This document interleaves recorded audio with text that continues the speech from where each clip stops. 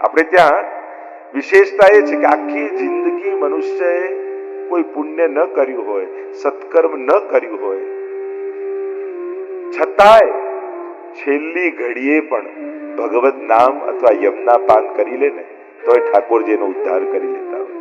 જો પ્રભુ અંતિમ સમય સુધી મોકા આપે છે. માણસ અને ભગવાનમાં ફરક જ છે. માણસ એક વાર, બે વાર, ત્રણ વાર, હવે કેટલી વાર આને ચાન્સ આપવાના? આપણે તરત એને દૂર કરી દઈએ. કેટલી વાર? 3 વાર તો કર્યું. ભગવાન અંતિમ શ્વાસ સુધી તક આપે છે. યુવાનીમાં આવે, ચાલ હવે ભજી લે, બાળપણમાં ભજી લે, યુવાનીમાં ભજી લે, હવે મોટો થયો 50 નો હવે ભજી લે, 60 નો થયો હવે ભજી લે, હવે તો ચાલતા ફરતા બંધ થયો, હવે તો એક જ જગ્યા, હવે તો નામ જપ. છેલ્લી ઘડી આવી, ભગવાન કહે ચલ અંતે જ્યાં મતી ત્યાં ગતિ. છેલ્લી ઘડી મારું નામ લઈ. જો આપણા ઘરમાં પ્રસંગ હોય, તમે બધાને આમંત્રણ આપ્યું હોય અને સાવ અંગત મિત્ર હોય એને જ કહેવાનું ભૂલી ગયા, બધાને કંકોત્રી આપી, સાવ નજીકનો અને ધ્યાન બહાર જ નીકળી ગયો, અને બધા એને ફોન કરી કે તમે લગ્નમાં ક્યારે જવાના છો? અરે ક્યાં લગ્નની કંકોત્રી નથી આપી હજી સુધી. અને કોઈ તમને કહ્યું અરે એને તો રહી ગઈ, અને તમે છેલ્લી રાતે દોડતા દોડતા જાઓ કાલે આવવાનું છો. પેલા શું કે હવે યાદ આવે? આટલા વર્ષોથી સાથે છે, છેલ્લી ઘડી ચા નહીં આવું. આ માણસ.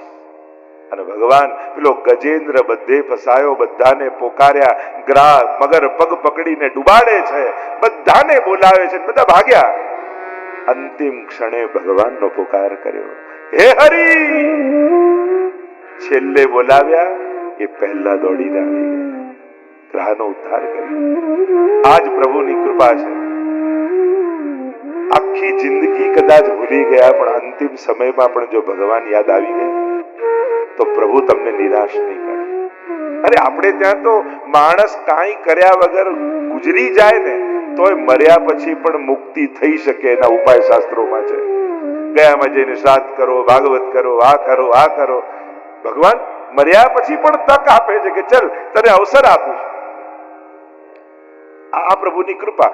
મર્યા પછી બીજા લોકો પણ આપણી મુક્તિ કરાવી શકે છે, પણ ભક્તિ તો જાતે જ કરીને જવી પડે. એ આપણા બદલે બીજું કોઈ ન કરી શકે. શ્રી યમુનાજી ભાઈ બીજનો એ પ્રસંગ અને માંગ્યું છે આજના દિવસે. એટલે જ આપણે ત્યાં એક ક્રમ છે પુષ્ટિ માર્ગમાં. યમુના સ્નાનનો પુષ્ટિ માર્ગમાં ક્રમ નથી બહુ. આપણે ત્યાં એમ કહીએ છીએ કે આ તો સાક્ષાત આપણે ચતુર્થ પ્રિયા માનીએ છીએ, તો આપણો દેહ યમુનાજીમાં કેમ બોળવું? અને એટલે આપણે ત્યાં પાનની જ મહત્તા છે. પણ ભાઈ બીજના દિવસે એમ કહેવાય કે સામે કાંઠે જઈ, અને પ્રાચીન ક્રમ એ હતો કે ભાઈ અને બહેન બંને એકબીજાનો હાથ પકડી અને યમુનાજીમાં ડૂબકી લગાવે. અને જ્યારે એ ડૂબકી લગાવે ત્યારે એ યમરાજા પણ વચન આપે છે કે ક્યારે પણ યમયાતના નહીં લાગે. એવું આપણે ત્યાં એક પ્રકાર વિશેષ રૂપે ભાવ કહેવામાં આવે છે. તો એનો પણ એક વિધાન છે. તો યમુના પાનની વિશેષ મહત્તા, અને એમાં પણ આપણે ત્યાં ભાઈ બીજનો દિવસ એ યમુનાજીનો વિશેષ દિવસ કહેવાય છે. તો આ 3 દિવસ વિશેષ રૂપે છે. ગઈકાલે જે આપણે યમુનાજીના 41 પદમાં પ્રથમ પદનું દર્શન કરી અને રસપાન કરી રહ્યા હતા. પિય સંગ રંગ ભરી કરી કલોલે. પિયની સંગ કિલ્લોલ કરી રહ્યા છે યમુનાજી. આ પુસ્તિકા આશા છે બધા લઈને આવ્યા છો. અને ગઈકાલે આપણે એનું રસપાન પણ કર્યું હતું. પુનઃ એકવાર પ્રથમ પદનું ગાન કરી અને પછી એનું રસ દર્શન કરીએ. પ્રિય સંગ રંગ ભરી કરી કલોલે. પ્રિય સંગ રંગ ભરી કરી કલોલે. सबने को सुख देन प्रिय संग करत सेन. चित में तब परत है जब ही बोले. प्रिय संग रंग भरी करी कलोले.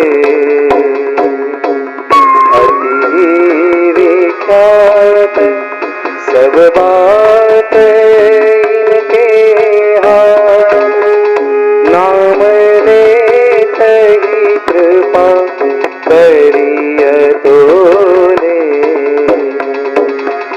નરસ કર પરસ કર જ્ઞાને હિયમે ધરે સદા વ્રજનાથ ઇન સંગ ડોલે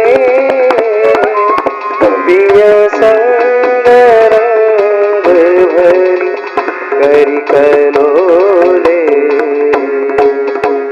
અતિ સુખ કર दुख सबने के हरण ये हीनो परन बेजू बोले